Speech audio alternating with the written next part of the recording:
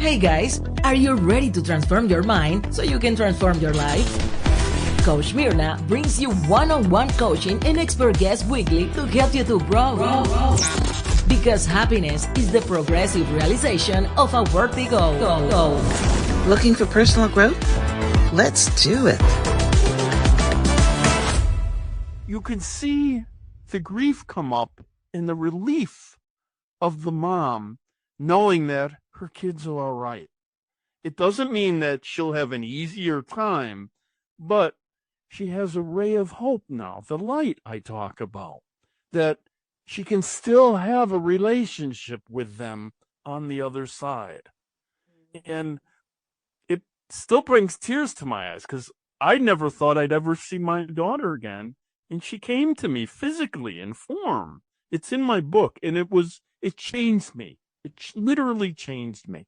And so I show this mom, I'll explain a little flower that the daughter made and sewed on a part of her shirt that no one knew about. And so I would get more and more samples from the messages from them. What happened when one was 6 and one was 9. And so they leave crying and sobbing, but feeling like they've made the connection. They didn't lose their child forever. Isn't that the sweetest sound? That's the sound of another sale or another dollar hitting your Shopify e-commerce store. Nobody does selling better than Shopify. It's the home of the #1 checkout on the planet. Sign up for $1 per month trial period at shopify.com/transform, all lowercase.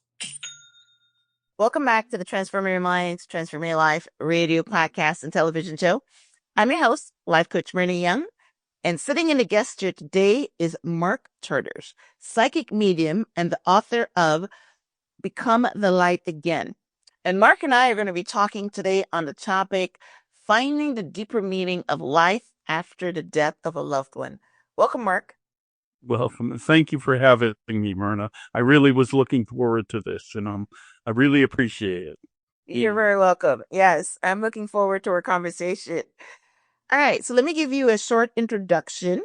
Mark Charters is a psychic medium, life coach, and owner of the Blush Center for Healing in Northampton, Massachusetts.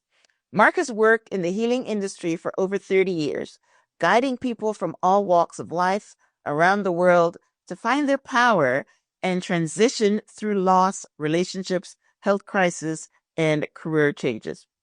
So, which is basically our topic today. Finding your light when you lose someone or whether you're transitioning is very interesting. That I just finished reading a book by the monk Thich Nhat Hanh, who is a French monk, and he spends a lot of time talking about there's no life, there's no death, there's no birth, there's no end, because we're all transition. So this is a perfect conversation for us to get into about finding the light. So let's set the table for a conversation, Mark. When did you find out that you were a psychic medium? And how did you come to the decision? This is a two-part question. How did you come to the decision to combine it with life coaching? Well, the first part of that question, how did I know I was a psychic medium? I didn't really accept the psychic mediumship within me. I had a few younger experiences, but what really the pivotal change, there were two of them. One was when I was on the streets. I was a homeless junkie, really struggling, giving up, ready to end it all. And someone was about to shoot me in a really tough section of town in one of the northeast cities. And I had a psychic vision, and my whole future was laid out before me. In that moment, my life changed. Within 10 years, I transformed into a healer. I started helping people. I got back with my family. I worked on things, but I didn't still quite understand that vision. It led me into getting off the streets and moving forward. The second biggest one, the most pivotal, is when my daughter died. And that was probably 2 or 3 years after I got off the streets after that second vision, but it wasn't till I really got sick and they gave me my last rites from the stress of her loss. I had an artery rupture and I was gone. They gave me my last rites. They brought me to the point of where I healed again. But she kept coming to me and saying, you have a new mission. I was at the time working in a corporate, and the day that event where I got sick, I got accepted into massage school. And I went into the healing aspect of things and grew that business beyond belief. But while I was doing that, she kept coming and saying, this is your time. You have a whole other side of you. And she told me my mother was psychic, my grandmother was psychic. And as I started opening my awareness and letting go of the skepticism within me, I saw it. And then messages more and more came. And then the third, not as pivotal, but a big one, is I went completely deaf 12 years ago. I have electronics that help me hear in all my aspects. But then she came back tenfold and said, this is the strong message. Now you're deaf. Now you're going to really listen. And my business went from local to within 10 countries without any advertising within 4 or 5 months. Now I'm in 20 to 22 countries and it's growing. So there were stages of it for me. I come from a side of my family. My dad was a doctor, cardiologist, taught at Yale. My mom was more of the Italian kind of mystical woman, but she was in a tough situation back in the 60s. So it wasn't really accepted, Italian Catholic, it was almost taboo. So I'm the one that came out with it and really moved it forward. But I was the worst skeptic, so I can laugh at it now. But I hope that made sense for you to answer that. Oh yeah, that made a lot of sense. That made a lot of sense. So what you're saying, I have a lot of circle back here because this is a very interesting story and I love stories. So the first circle back was you had a vision when you were in a drug or a drug transaction or something, and someone was going to shoot you, and you saw the vision, and then your daughter died, and then you got deaf, and so you're right, you went through stages, but you started your story when you were a drug addict living on the streets. But I was under the impression that when you've got this gift, you're born with it. So did you have any instances as a child or a young adult? Yes, and that's what I describe in my book, is that I've gotten, as I look back, I got all these messages. My grandpa came to me when I was 8, he had died, but I kept it quiet because I didn't know, no one taught me anything. And I had a lot of other struggles in our family, so there was a lot of shame and guilt and grief and loss and things. And so I would get messages all the time. And I look back and I saw how my mom was struggling with her psychic ability, along with other struggles of drinking and things like that. So I saw it. And as I explain in the book, it was there from day one. And I even talk about it in my book, like I was born psychic in between a family of 6 kids, all a year apart. And I would pick up on everything. I was an empath and I'd feel everything, but I shut it down because it was too much. So that's the skeptic and fear that I talk about. And do you think that you said that your mom was trying to push down her psychic by also said you became a drug addict? So why do you get into that? See, why did you think you started taking drugs? Well, what it was I struggled like my mom. I'm more like her than anyone else in the family. And she had it tough. She had 6 kids in a matter of 8 years. And a husband that was a really well-known or a cardiologist.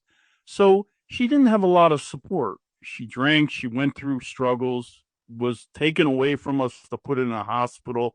So there were all these other things that came in. But she would just randomly say things and they would happen. And she'd say, someone's going to call right now, and they would call. Things like that. But she never had the support. My dad was a scientist. extremely talented, bright, was gifted in many ways, drafted by the Brooklyn Dodgers, like was all state in basketball, really smart in his cardiologist, but his empathy was tough to the family. And you know how all families can be like that. So I just didn't want to go in that direction because I thought if I use this, I'm going to turn out like my mom. And so I shut things down. But what it was I did fall apart like my mom.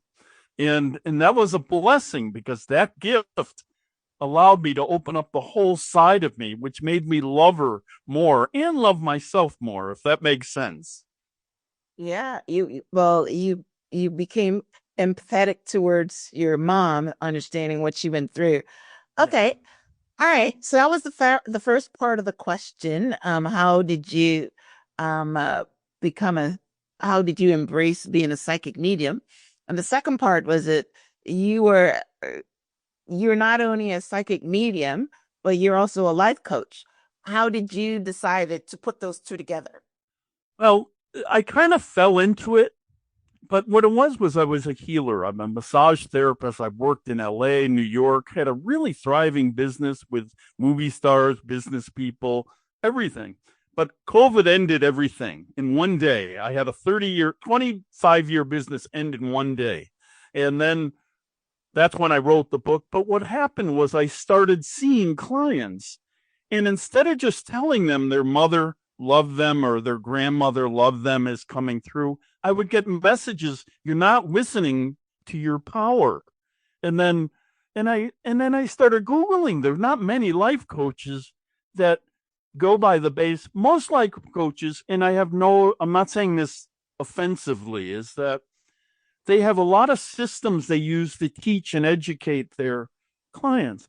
I don't use a system. I just listen to what the client is supposed to listen to and then channel messages from loved ones to help them open that door that's been shut from pain or grief or loss, and people move forward. So I teach them that they have the tools within them, and I show them those tools. So I brought those two together, and it's quite successful. It just keeps growing, and it's all word of mouth. Yeah. Well, I can understand why it's successful because in life coaching, people are coming to us because they don't like where they are. Wherever they are, they want to go someplace else. And when they come into the coaching conversation, is because they're hoping that you will show them the way, how to get from here to there, right? So you're right. Life coaches, they listen, they talk about your past, they give you clarity, they tell you what your strengths and weaknesses are or whatever. But you're doing something different. I mean, from what I'm hearing, is that you were channeling the psychicness from past ancestors or people that they loved. And you're saying, well, you know what? Your mom is saying that you've got this strength and people listen more. Is that what's going on? Right. Yes, exactly. Right. Mhm. And what happens is that I'll, an example, say I share with you, you're a client, and I go, at 4 years old, you witness your dad shooting your mom. And your dad's coming and saying, that's why you're not connecting to anyone now. And you're shutting yourself down. And trust that they're here to love you now from the other side. And then the client, like you, starts crying and releases this whole block, and all of a sudden doors open. That's how it is. It has a deep spiritual and emotional component to it that brings a lot of time together, past, now, and the future. So if that clarifies it a little bit for you. I'm feeling you. I understand it perfectly because we know that a lot of times people are resistant to change. You're talking about change versus transformation. My pastor had this message once, and he's talking about people can change for 3 months. But when you're transformed forever because it's something happens to transform you.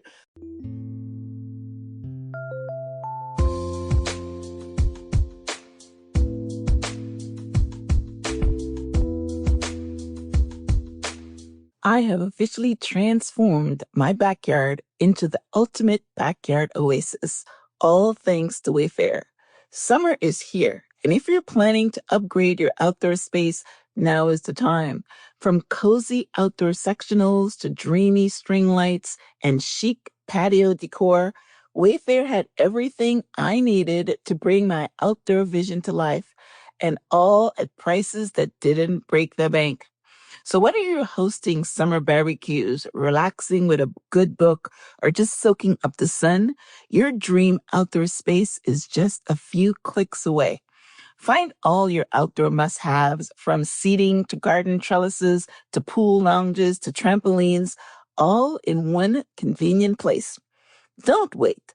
Head to wayfair.com and start building your own backyard oasis. Make your outdoor space your dream oasis today with Wayfair and enjoy it all summer long. Head to wayfair.com right now to shop a huge selection. That's WAYFAIR.com. Wayfair, every style, every home. I've been an entrepreneur since the early 90s, even winning the Entrepreneur of the Year award.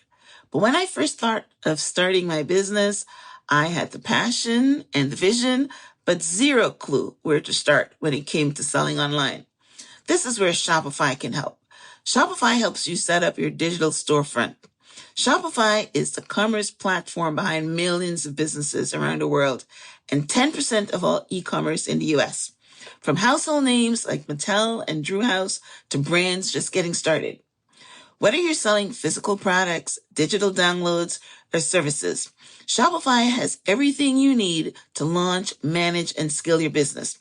Shopify is also packed with helpful AI tools that write product descriptions, page headlines, and even enhance your product photography. Get the word out like you have a marketing team behind you.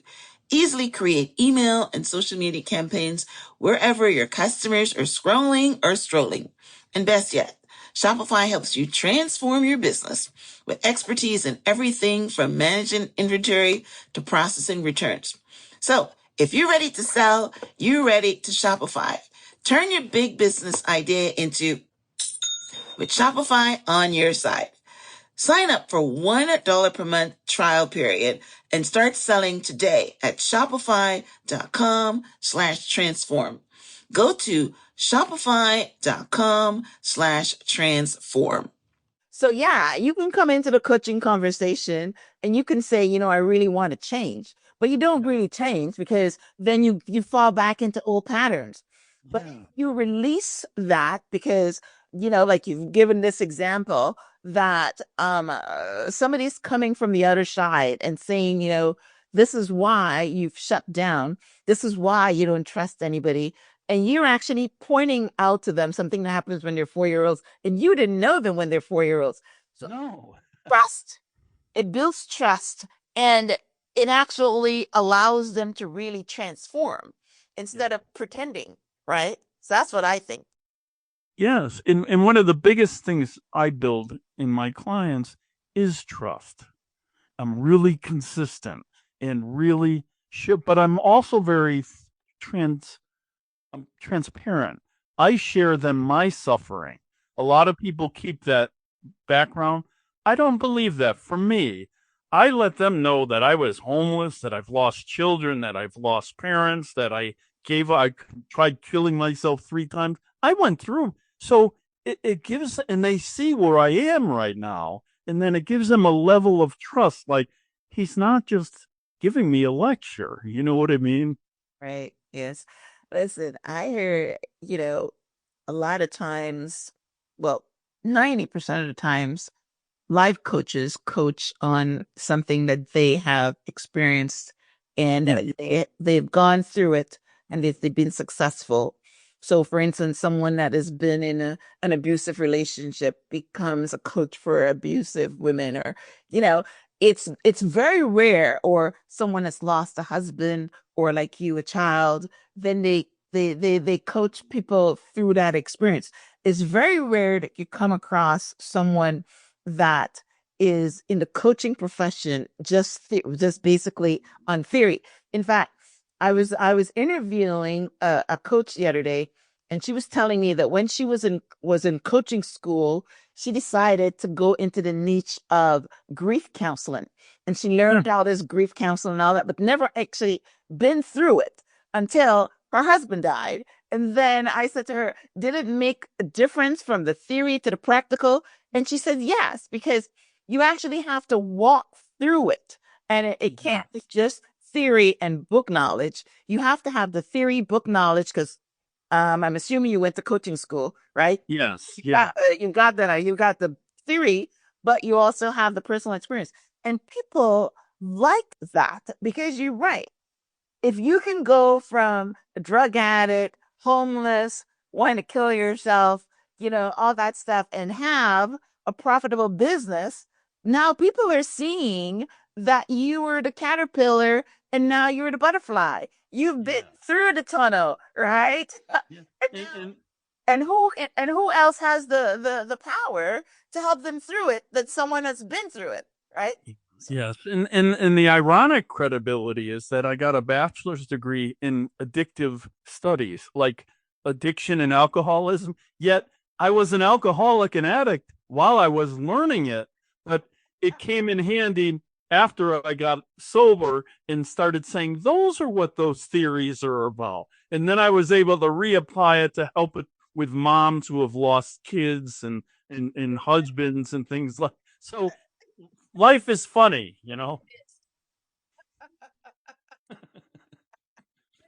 Like say life mimics theory or something like that. There's a saying about that, right? Yes. So, all right. So that's a perfect introduction. Now, I understand now why you have focused. I think, at least I think, right. That's basically your niche. You're helping people to become the light again. That's the name of your book. And most of my questions are going to be going in that particular vein. But you give a very sad example of this topic when you said that as a psychic medium, you helped a mom find her light after losing two of her children, or only two children, I should say, from drug overdose and suicide in 1 year. Now, you talk about losing your daughter and how it crushed you. And we all know that the worst pain that you can have as a parent is losing your child because you're not supposed to bury your children. But having two in 1 year, how is she still sane? How is she whatever? So tell us, how did you? Well, it was. I get this quite a lot. There's quite an epidemic of suicide and overdoses going on in our world now. And so I've gotten this more than once. Like this has happened more than once. But what it is that a person will come in, like this woman, and she came in like not far after she lost her second child. And all I do is sit there and feel for her and feel it, not out of like pity, but out of love. And but then most people who come to me who have lost children in that way, mostly I have 70% of my clients are women. And when they come, their children come quite immediately, almost always. And they give me bits of information like in this situation, both of them gave me information no one knew but her to show them that they are here and they want her to live her life. She's going to have grief. She'll have pain, like to the point of no return, but she'd found a ray of hope, knowing most moms think when their kids die that they go to an awful place. I don't mean hell. I mean like that they can't mom them anymore. So they're worried about them. Once they come through and show them they're all right and they're with love, they're unconditional love now, and they've turned the tide to say, now we're here to love you. And you can see the grief come up in the relief of the mom knowing that her kids are all right. It doesn't mean that she'll have an easier time, but she has a ray of hope now, the light I talk about, that she can still have a relationship with them on the other side. And it still brings tears to my eyes because I never thought I'd ever see my daughter again. And she came to me physically in form. It's in my book, and it changed me. It literally changed me. And so I show this mom. I'll explain a little flower that the daughter made and sewed on a part of her shirt that no one knew about. And so I would get more and more samples from the messages from them. What happened when one was 6 and one was 9. And so they'd leave crying and sobbing, but feeling like they've made the connection. They didn't lose their child forever. Do you understand? They have physically, but not spiritually on the energetic level. And I think when we lose someone, we think it's over, our life is it. But our life changes and we gain something from it. We start looking at life different. And I think that's how the light came back with this woman.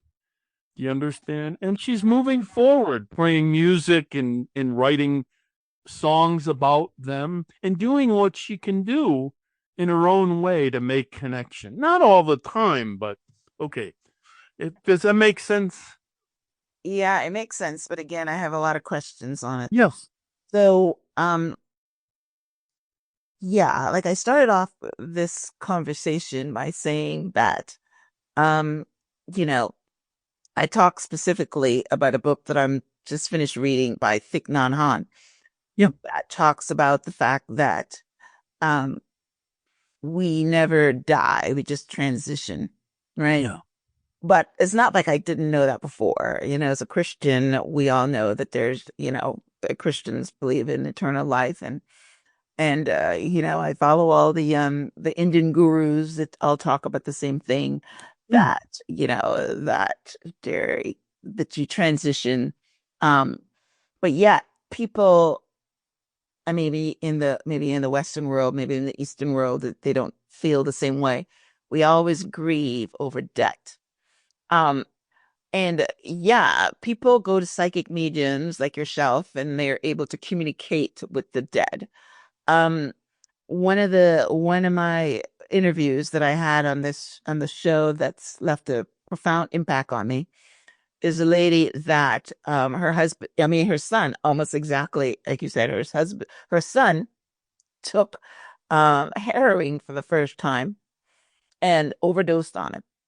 And she was in another country, and they called her and said that he had just died. And when she was at the airport, he presented himself to her in physical form. She saw him at the airport, and she says she went into a panic, saying that, oh my God, he's still alive. And she's telling him to go into the casket because he's still alive. Anyway. So, and then, she was able to see him floating around as a bird. And then she went to a psychic medium and talked to him and all that. And he told her it was a bonehead move and things like that. So the first question I have is, did this woman find peace by her son and daughter? I think you said one was a female, that told her why they did it, or did they explain that at all? Or what I've learned in this situation and in all death is death has been timed a million years ago. Like, we all have a lever. Now, I share with this woman that once I got to know her a little more, not the first time, that I literally tried to kill myself 3 times. It failed. I literally 30 sleeping pills and a 6-pack of beer. I should have been dead twice.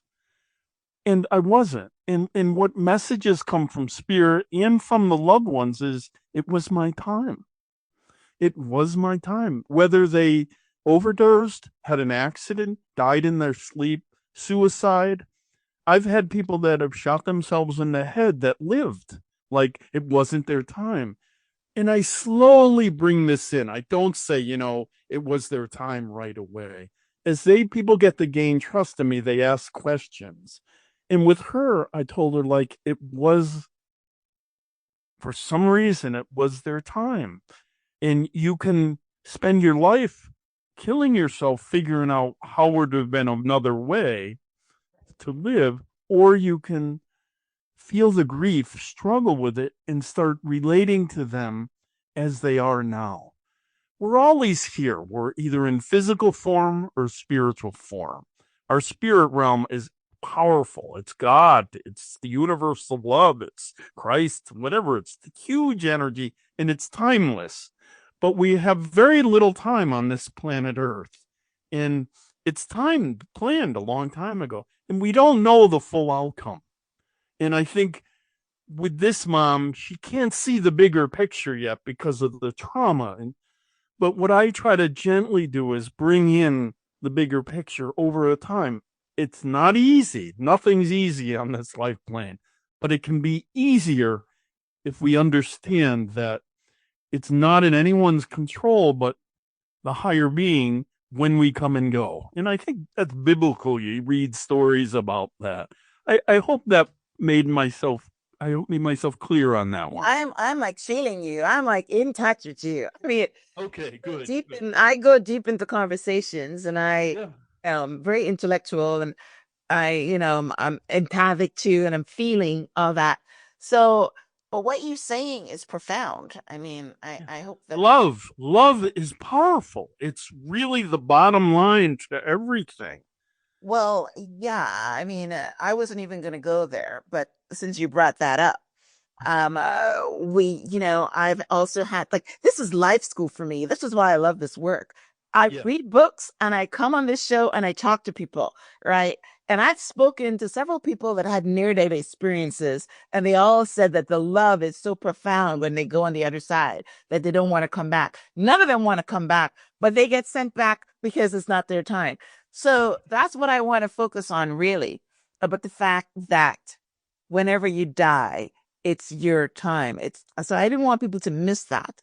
So even though people grieve, again, I've just come to the awareness that um we always think that we're gonna die a lot longer than we actually are. You know what I Yeah. mean? So we're all thinking that, everybody dies, but I'm gonna die like in my 80s or my 90s or whatever.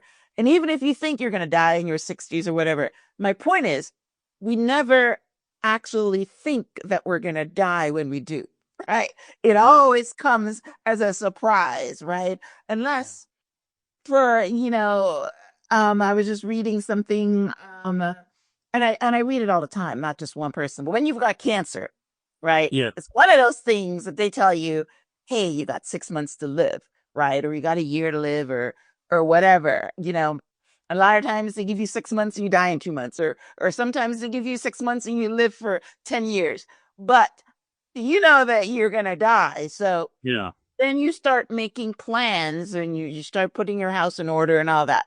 But unless that happens, most of us are surprised when death shows up. Yes. So what you Right. what you're doing, what your work that you're doing, and what you just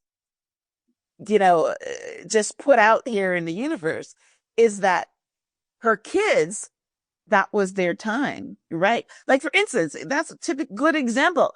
The woman that I was just talking to you about, she said her son was 6'4", 200 and something pounds, and he took one shot of heroin and it killed him, right? And obviously Yeah. it was his time, right? And there's some scrawny little person that's like a buck 50 and is doing the same dose and doesn't kill them. So you're right. It's his time, you never know when it's your time. So what you're saying is that she doesn't get comfort by, they're explaining why they took the drug or why they committed suicide. She gets Yeah. comfort by knowing that they're still alive in spirit form and they love her and they want her to go on with her life. Is that the message here? Yes. And I think the biggest lesson, not a lesson, but the awareness is that when we lose a loved one or we face a death close to death, we start accepting our mortality. And that's when we live. The moment we choose to accept our mortality, we live in the moment, because I could talk to you now and go out, fall, hit my head, and I'm gone. Like, so appreciate. And they want us to just appreciate the beauty of breath, to just be able to get up and eat a cracker or eat a bagel, or, it's that simple. But we've gotten our culture and the technology and the thing, which are all beautiful. They're all gifts from God, but it can take us away from what the truth is to live on this planet. And that is to live in the moment. And that's what every loved one, whether they're 2 or 90 on the other side, tell me to spread that message to their loved ones, because they have nothing else. Yes, yes. Again, I mean, I'm actually right in that space right now. You know, like I said, Thich Nhat Hanh as a monk, he's talking about appreciating your breath, appreciating your eyes, Yeah. appreciating your heart, right? Appreciating that you're alive, right? Instead of worrying and fearful, because the book is about fear, being Yeah. fearful of things you appreciate. And even this morning, I woke up and I started appreciating the fact that my heart works and my eyes can see the beautiful sky. And I even added something that wasn't even in the book, appreciate problems, because, someone else will tell you that if you got no problems, you're 6 feet under. So appreciate things. But I tell you, you know that 95% of people live unconsciously and don't appreciate anything. They're going around working like worker bees and being stressed, which is why people commit suicide, because they're like not enjoying life, right? They want to go. So, And they're being haunted by past fears. yes. And once they can address that, and I have people that have tried to kill themselves that still aren't seeing where that thing came from, and I help channel that. I have psychiatrists refer to me, religious people, religious like leaders refer to me, therapists. So I work deeply on those levels. And it's really about acceptance that we're all not perfect. And once we realize we're not unique, we become close to humanity and feel the love of humanity. But we all have our path to get there. Sometimes you don't have to go through loss. Like, some people live really lives and they can transform by just losing a job and starting up. But, some people, like this woman, lost a lot. And then, like me, I've lost my brother, my daughter, my wife almost died. I almost died. My dad died, all within like a short amount of time. That was my path. I was stubborn. My heart was shut down. And I laughed because it's like that's what it would take to help me to start appreciating life. But it took a long time. It's not like I'm this person that just clicks and then I'm better. It's a process. And I'm sure all of us have strong wills that we have to let go a little to embrace that, if that makes sense. No, it makes perfect sense. And you are talking true about the hard-headed people, the people that you have to hit rock bottom before they change. And even then, I think I was reading a book once and this guy was saying that, people leave they've just been given a diagnosis that they have lung cancer and the doctor tells them not to smoke. And he looks outside and they're outside smoking because they Yeah. they can't transform. They can't do it. So there's a lot of people that can't do it. And there is a few people that, yes, when they hit rock bottom, they transform. In fact, this morning I was listening to something about quantum energy, and they're saying Yes. that sometimes you don't need to go through the process. That people can transform in a dime. You know what I mean? They just get there. But yeah, I mean, so it's like that they were talking about all different kinds of people. You know, once you say that you need help, You come to a life coach, you come to a psychic medium, you read a book, someone dies and you figure that, you know what? Tomorrow is not promised. I mean, I live my life knowing that tomorrow is not promised, right? But do I live my life appreciating every breath? I don't. No. But And now, I'm the same way. I don't appreciate it. I get mad and get frustrated. And then I'm like, okay, what's the priority here? Something will happen. Like I'll be really mad at something going to work. And I turn around and I look and there's a homeless person that looks like me 30 years ago. And I'm like, what am I complaining about? and that hit my heart right here. Yes. Yes. Right. My goodness. Because yes, I have this big empathy too. Yes, that touched me right there, talking about, yes, that Yeah. I look at my fridge, it's overflowing with food and I'm aware that I'm blessed. You know what I mean? Because I have food. Yeah. You talk about, listen to people that have to survive on a piece of bread and all day, whatever. So that, yeah, that hurts my heart right now. Yes, but especially in America, people don't appreciate what they have, right?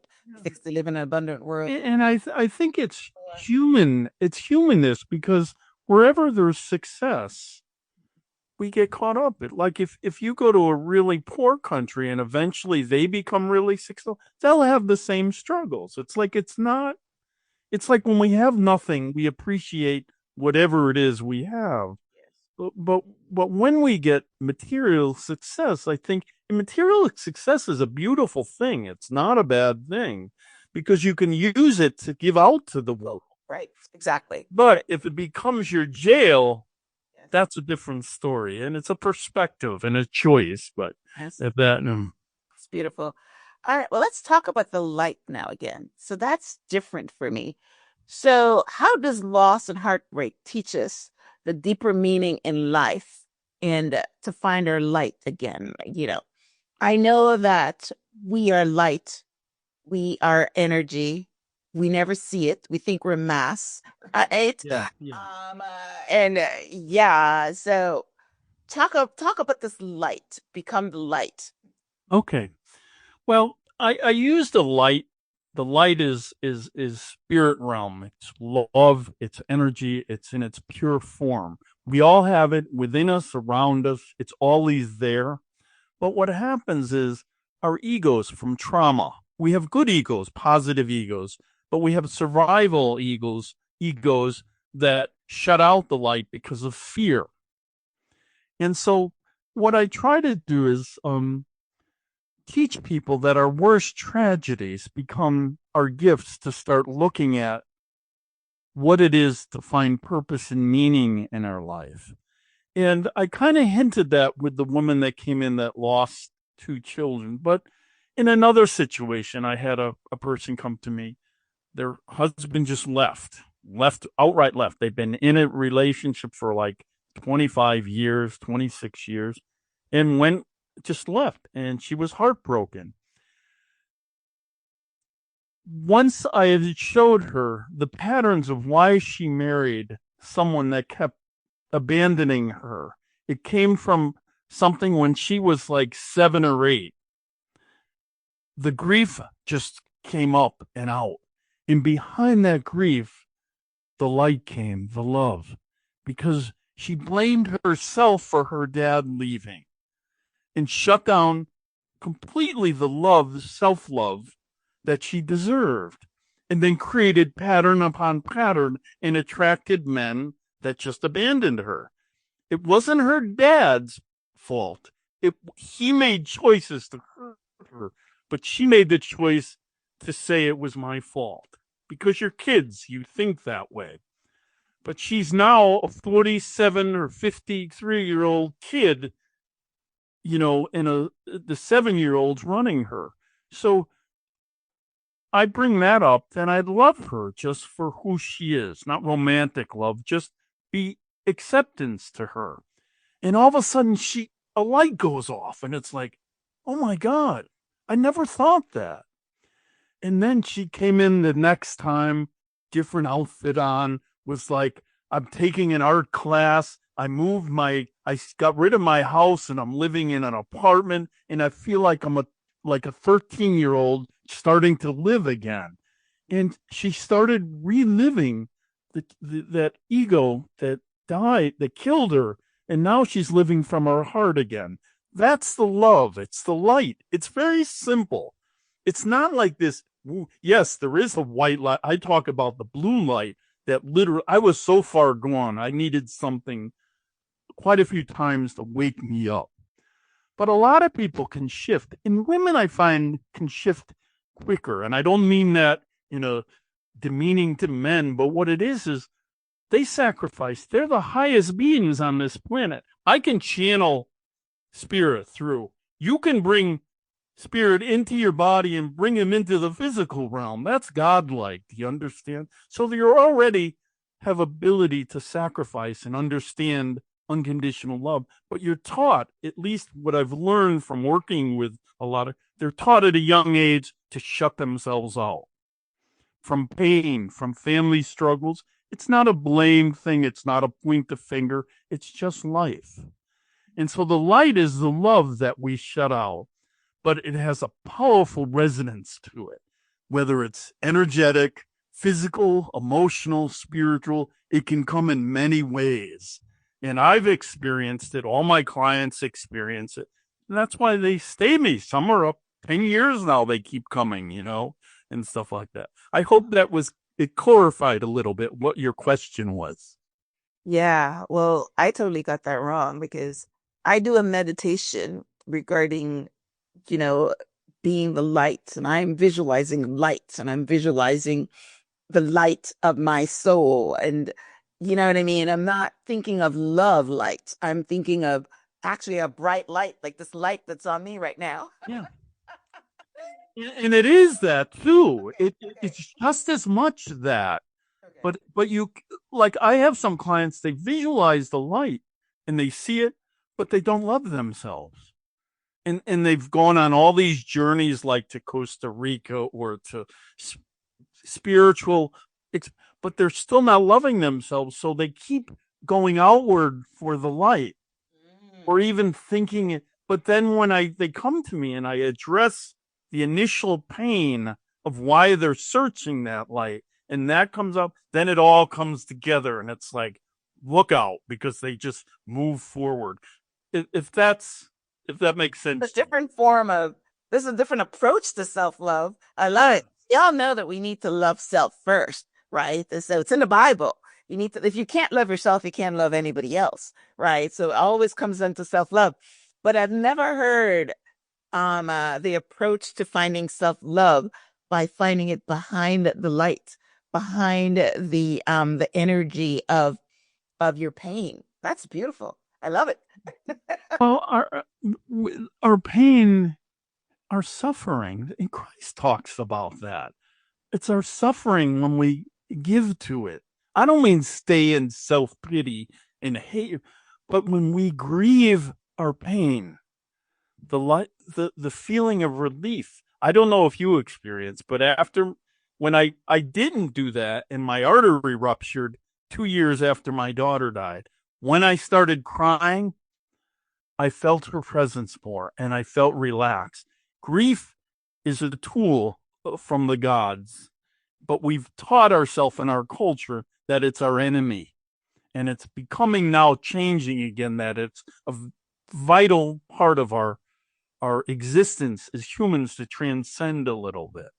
A lot, actually. And my whole book is about grief. It was the grief I made a friend of mine, and it allowed me to overcome every difficulty I was challenged with. Now I need to get a copy of this book because I love it. I love learning things, and you're opening up a whole new world for me.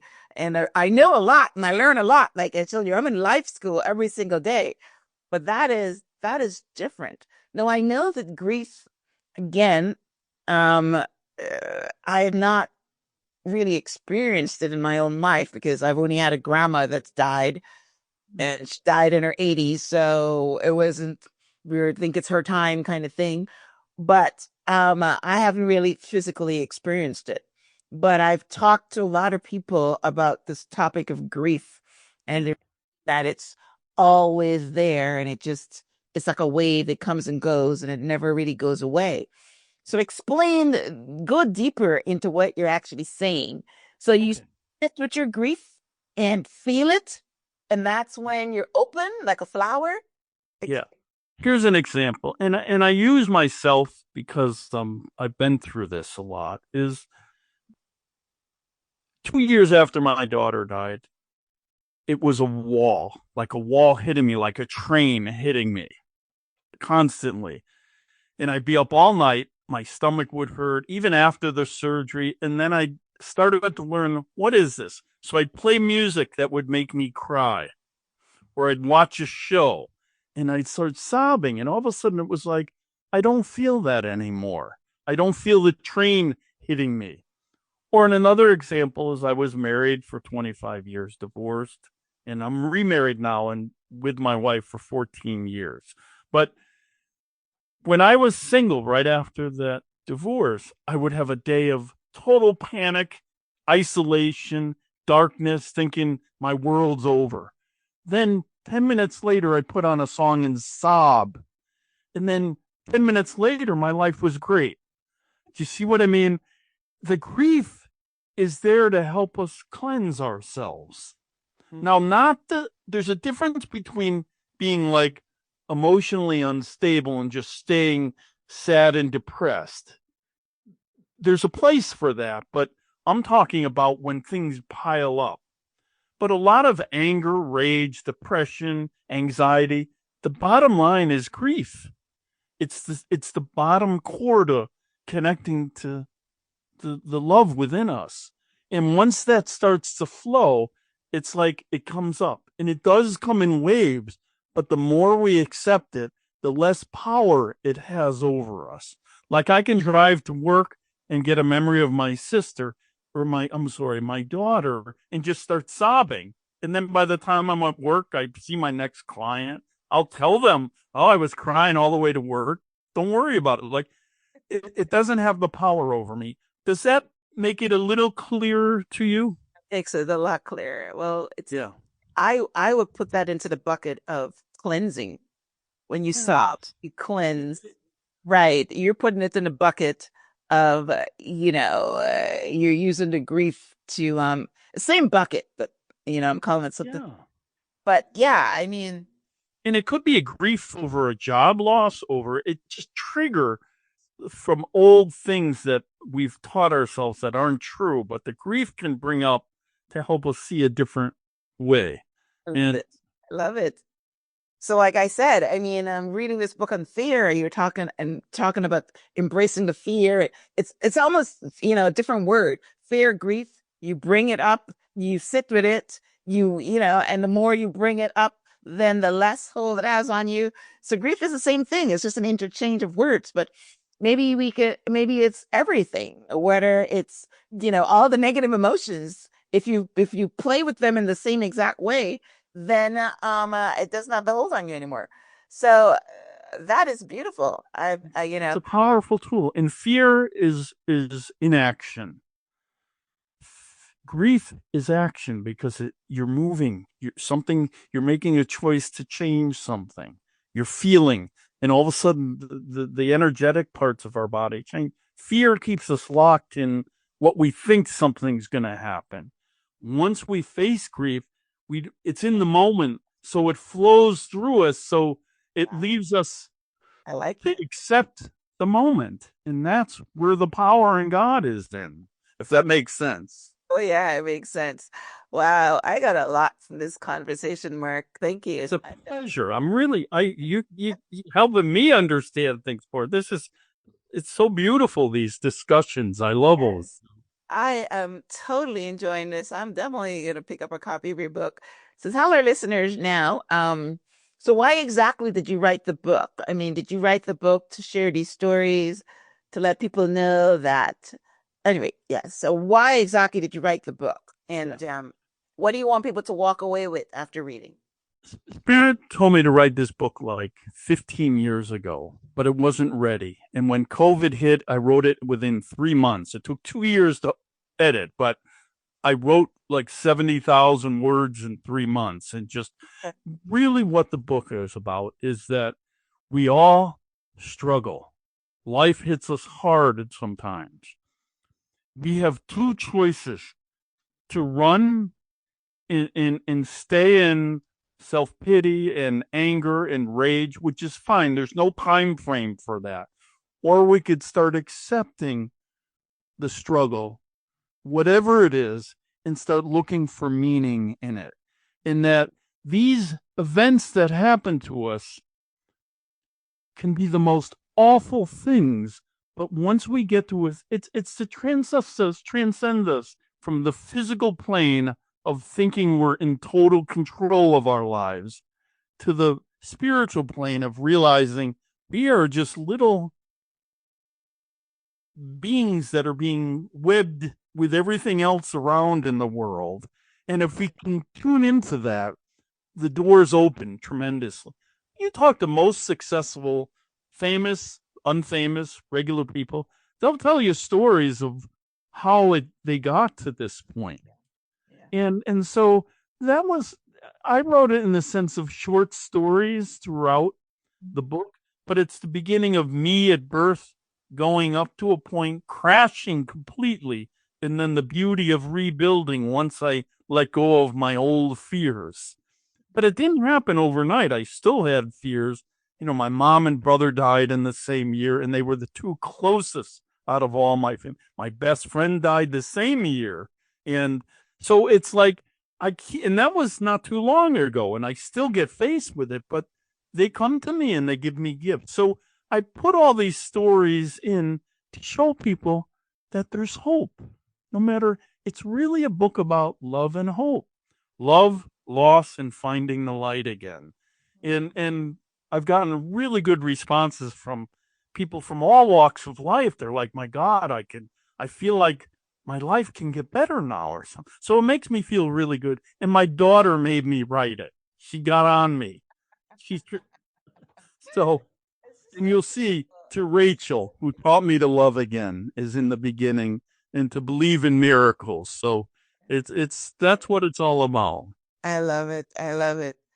Well, guys, hey, if you're not excited to go pick up a copy of this book, something is wrong with you, because I'm excited to go pick up a copy of this book. So the book is called Become the Light Again, right? So where can our listeners pick up a copy? Tell us about your website. You offer a tremendous amount of benefits or skills. So tell people how they can get in touch with you and Yeah. uh, There's a couple ways they can do it. One is if they go to www.mediumlifecoach.com. That is a website. They could just press a button and it'll lead right to the book, but also it'll give you all the information about if you want a session or if you want to connect to me. The other one is markchartersmedium@gmail.com, and they can text me or they can email me and do that. If they go to the website, they can text me, call me, email me. All the information is on those two. The other is through Facebook, Mark Charters Medium Life Coach. And I also have a side thing where I do the Mealtime Mystic. I'm a pastry chef, and I'm bringing family, food, and psychic mediumship together in a TV show I'm slowly creating. I have the media and trademark rights, but as you know, it takes time to develop things. So there's a lot of things out there they can connect to me through those. And I would be happy to help anyone. It doesn't matter your age, your background, your sex, I work with interpreters in all over the world, so it doesn't matter what language you speak, because it's all the same. Love comes through from loved ones. Hey, wow, wow. So Mark, like I totally enjoyed our conversation. I totally enjoyed learning from you. I'm gonna continue my learning by picking up a copy of your book. Loved the stories, loved what we talked about as far as, my biggest takeaway from it was the or sample woman that lost two children in 1 year, and even the lady that her husband walked away after 25 years. These are things that we all know that pushes us to, pain. There's a purpose for it, right? And pain, there's so many books out there that talk about pain to purpose, because that's usually how we get to our purpose. But you're showing it based on our loved ones coming back and from the medium point of view. So I love it. I love every moment of our conversation. I hope that you guys that were listening got a lot out of this. So if you head over to the show page, which is myhelps.us, you will find a summary of my conversation with Mark. I will link out to his website, link out to his book, and link out to his Facebook page, so you can keep on learning and working with him. And yeah, if you want to reach out to Mark to have him help you see the light because you're in darkness right now, then of course he would love to do that for you. So yes, I totally enjoyed this conversation, and I hope that you guys got a lot out of it as well. And that, as we're broadcasting worldwide, that the world will see his light. So as we wrap up, Mark, any last words? I just want to thank you so much. And to tell folks out there that no matter what difficult situation they're in, there's always hope and love right around the corner. If they just stop and can make a choice, and it would really change. But I really appreciate the time. It's been special, and you do really good work. I appreciate being here.